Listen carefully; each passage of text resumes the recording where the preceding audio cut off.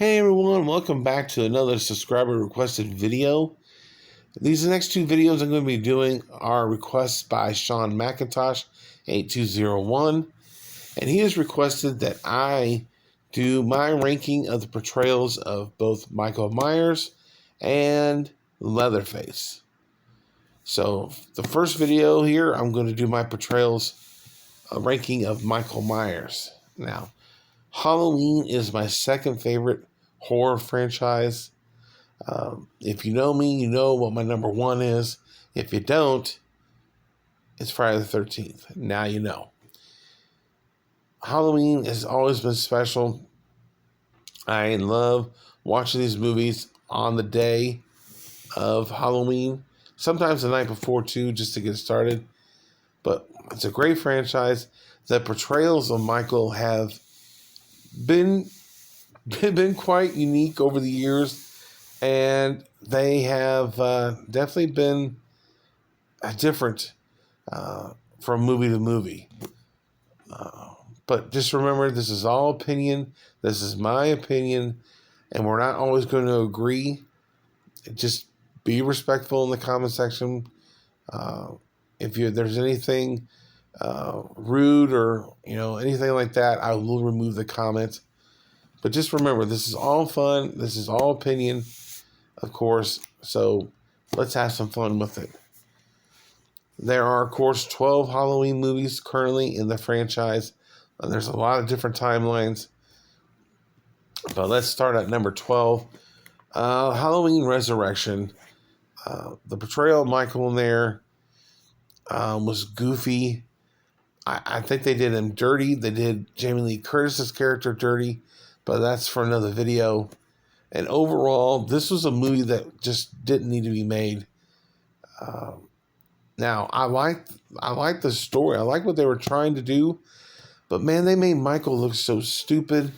And especially with, and I will say this again and again, that stupid kung fu with, oh God, I'm drawing a blank on his freaking name. But you know what I'm talking about. I can't stand that about this movie. And again, I don't like the way they did Jamie Lee Curtis. And I think they made Michael look goofy. So yeah, it's number 12. Number 11, Halloween Ends. Don't get me started about this movie. Again, we barely see Michael in this movie. And when we do, he's worn out, old, decrepit. And the way they did him at the end, I thought was just totally disrespectful to the character. And, I've said it time and time again. I know they wanted to end Michael, and I get that. But if they were going to do that to him, I've said it before and I'll say it again, Curtis's character should have been killed earlier in the movie. That's what I wanted to see as well. If they're going to do this to Michael, then she should have gone as well. But nonetheless, we got Halloween Ends, and it's unfortunate, but it comes in at number 11. Number 10, the Halloween 20 years later, Michael. The first 15 minutes of this movie is freaking awesome. Had they kept that going throughout this movie, this would be in my top 5 easily. But because not only his portrayal, but the story after that was just weak. I mean, we could see Michael's eyes in the mask. That's just bad. And his portrayal, like I said, the first 15 minutes, Michael, was great. I'll put that up against other Michaels in this franchise. But damn, the rest was just mediocre. So it comes in at number 10. Number 9 is Halloween 5, The Revenge of Michael Myers. Again, I defend this movie. I actually love this movie. But the portrayal definitely was pretty weak. It was definitely not as bad as the previous 3 I just mentioned. But it was weak. And it's kind of, again, goofy at what they did with Michael as well. But he comes in at number 9. Number 8 is 2009's Michael from Rob Zombie's Halloween 2. Now, I love this movie as well, except for we all know the whole white horse thing. Yeah, that could go. But his portrayal, it was really good. He's mean, nasty in this movie. But I don't know. I just wanted more from his character. Because basically all we see him do, he just walks around the entire movie. And yeah, that was kind of boring, a boring portrayal. Number 7 is Halloween Part 6. I like this portrayal, but the Michael just kind of looked, his body wasn't what it should be. And especially when you see that look in the hallway when he just killed that nurse and he's just staring at her, it's like he's gained weight. And I really wasn't feeling that part of Michael. He's always been trim for the most part. And yeah, I don't know. He just looked like he's gone off his diet or something.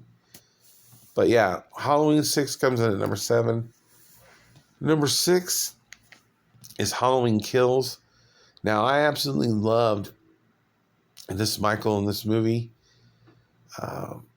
I think it's one of the better portrayals in the newer timeline, of course. And yeah, the movie is great. But Michael looks really great in this movie.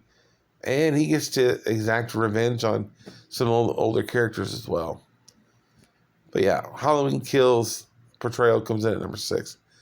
Number 5 is 2018's Michael. Looks so badass in this movie, especially when he puts the mask on for the first time in 40 years. And they did a good job. And again, his Michael is so mean and nasty, pulling the guy's teeth out. Yeah, that was freaking awesome. Number 4 is Halloween 4, The Return of Michael Myers. This has one of the greatest openings in a horror movie with the scenes, the fields and everything. It just looks so beautifully shot. And again, Michael, when he comes back, putting his thumb in the guy's forehead, just freaking awesome. And that portrayal is great because we get his return in this franchise, which was much warranted and much needed. Number 3 is Rob Zombie's Halloween. No, excuse me, my bad. It is Halloween 2, 1981, not Rob Zombie's. Halloween 2, 1981 is number 3.